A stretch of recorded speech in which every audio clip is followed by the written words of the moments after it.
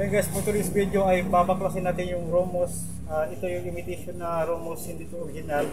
So ngayon titingnan natin ano yung laman nito sa loob ng power bank na to. Ngayon guys, at ngayon simulan natin nga baklasin itong power bank na imitation. So gumamit ako lang dito ng separator, stainless. Ito yung ginagamit ko sa mga pag-baklas ng mga LCD ng cellphone at sa mga back cover ng cellphone. So ito yung ginamit ko ngayon kasi medyo manipis siya, mas madali mo siyang masungkit yung mga bawat gilid ng power bank.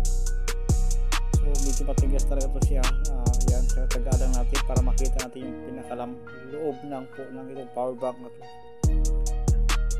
Ayun guys, something taga lang dito pag baklas tayo. So ano to guys, nasa 13,000 mAh yung battery, nakalagay dito yung capacity. So ngayon natin, ma-check natin ngayon ano talaga yung laman ng battery nito. Kasi guys, pag mga original is ang naka-built in po yung battery niya, hindi siya yung mga parang battery na. So yun guys, para nakikita ko guys. So makikita natin dito guys, pag mga imitation lang, hindi siya talaga yung built-in na battery, yung katulad ng mga cellphone. So ito lang is makikita mo itong mga battery sa mga electric fan or yung mga rechargeable na electric fan. So ito yung ginamit din nila na battery. So talagang hindi siya matibay pag ganitong battery. So ibig sabihin dali lang siyang malubat, hindi siya talaga pang matagalan na battery ito. So ngayon guys, nakita natin mayroon siyang charging board at saka yung battery. So mas marami siyang battery, kaso nga lang kung ano natin, hindi talaga siya pang matagalan na battery ito, kasi nga ito yung ginagamit sa mga yung rechargeable fan, yung mga lang din imitation.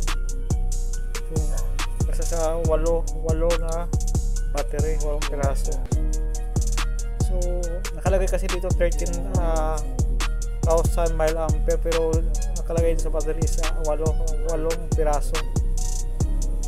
Wala nakalagay ilang capacity yung bawat battery nito, kaya hindi natin maano talaga kung talagang 13,000 mAh nga ito yung battery na to. So may pa nakadikit lang pala ito guys, so kaya lang natin tuklapin to.